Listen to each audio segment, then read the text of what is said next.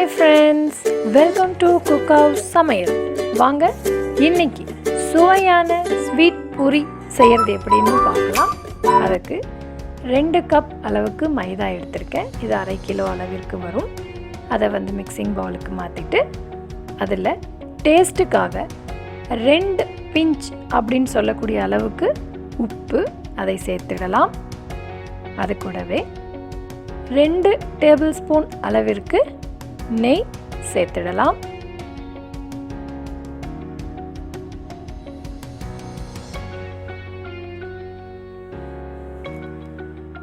நெய் சேர்த்திய பிறகு மாவோட நெய் வந்து எல்லா பக்கத்துக்கும் நல்லா கலக்கிற மாதிரி மிக்ஸ் பண்ணிவிட்டு இது போல் பண்ணி பார்க்கும் பொழுது இது போல் ஒன்று சேரும். நீங்கள் இது போல் பிரிச்சிங்கன்னு சொன்னால் பிரிஞ்சிடும். இந்த அளவுக்கு நல்லா வந்து நம்ம மிக்ஸ் பண்ணதுக்கப்புறம் கொஞ்சம் கொஞ்சமாக தண்ணி ஊற்றி ஒரு மாவு பதத்துக்கு இதை வந்து கொண்டு வந்துடலாம். பாருங்கள் ஃப்ரெண்ட்ஸ், இது போல் இந்த மாவு பதத்தை வந்து ரெடியானதுக்கப்புறம் ஒரு 20 மினிட்ஸ் வந்து அப்படியே எடுத்து வச்சிடலாம்.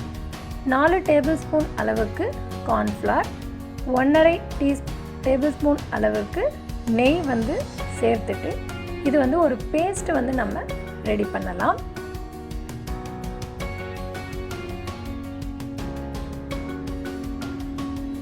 இது கலக்கிறதுக்கு ஈஸியாக வந்து ஒரு பெரிய பவுலுக்கு வந்து நான் மாற்றிக்கிறேன்.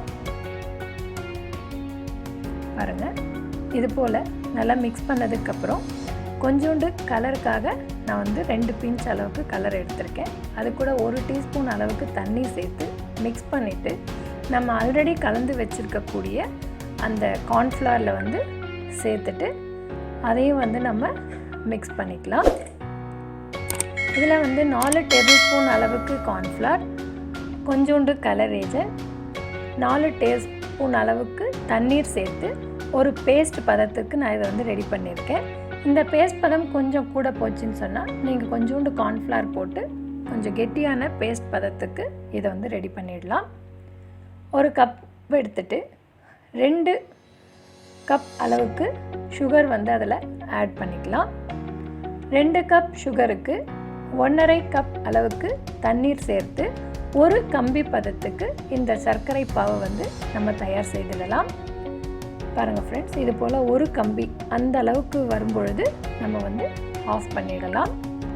ஆஃப் பண்ணதுக்கு பிறகு அதனோட தன்மை மாறாமல் இருப்பதற்காக 4 ட்ராப் அளவிற்கு லெமன் வந்து நான் சேர்த்துருக்கேன். ரொம்ப லெமன் சேர்த்துனீங்கன்னா புளிப்பு தன்மை ஏற்படும். அதுக்காக 4லேருந்து 5 ட்ராப் போதும். சுவைக்காக ஏலக்காய் பவுடரை வந்து சேர்த்துருக்கேன். இதை வந்து நம்ம எடுத்து வச்சுருவோம். நம்ம ஆல்ரெடி ஊற வச்சுருந்த மாவு வந்து 20 மினிட்ஸ் ஆயிருக்கு. இதை வந்து சிறு சிறு உருண்டைகளாக எடுத்துட்டு நம்ம வந்து இதை வந்து விரிச்சிருவோம்.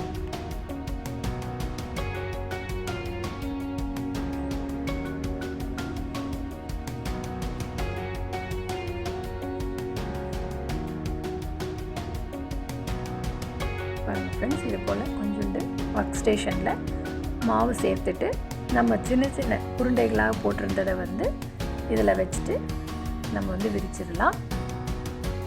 விரிக்கும் பொழுது இதுக்கு வந்து ஷேப் இன்னும் இம்பார்ட்டண்ட் இல்லை. அதே போல் ரொம்ப தப்பமாகவும் இல்லாமல் நான் வந்து தேய்ச்சி எடுத்திருக்கேன்.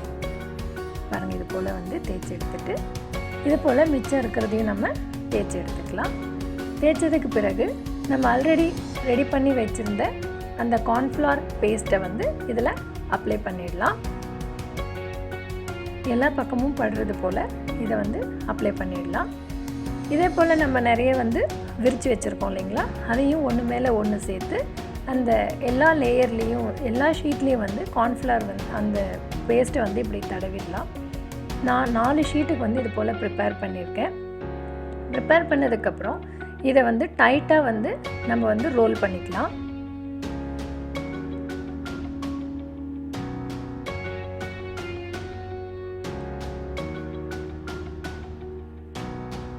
பாருங்கள் ஃப்ரெண்ட்ஸ், இது போல் நல்லா வந்து ரோல் பண்ணிக்கலாம். நல்லா ரோல் பண்ணதுக்கப்புறம் ஒரு நைஃபை பயன்படுத்தி இதை வந்து மேலும் வந்து நம்ம சின்ன சின்னதாக கட் பண்ணிக்கலாம். இது போல் கட் பண்ணும்பொழுது நமக்கு வந்து லேயர்ஸ் வந்து கிடைக்கும். அதுக்காக தான் நம்ம இது பண்ணுறோம். லேயர் கிடைக்கும்போது நம்ம எண்ணெயில் வந்து இதை சுட்டு எடுக்க போகிறோம். அப்படி சுடும் பொழுது நல்லா வந்து உங்களுக்கு பார்க்குறதுக்கு லேயர் லேயராக நல்லாயிருக்கும், சாப்பிட்றதுக்கும் ரொம்ப நல்லாயிருக்கும். பாருங்கள் ஃப்ரெண்ட்ஸ், இது போல் லேயர் லேயராக வரும். இது போல் செஞ்சதை வந்து நம்ம வந்து திருப்பியும் கொஞ்சம் மாவு போட்டு சின்ன சின்னதாக விரிச்சிடலாம். நம்ம விரிக்கும்போது அந்த லேயர் வந்து தெரியாது. இதுவே நம்ம எண்ணெயில் போட்டு பொரிக்கும் பொழுது உங்களுக்கு நான் வந்து லேயர் காமிக்கிறேன்.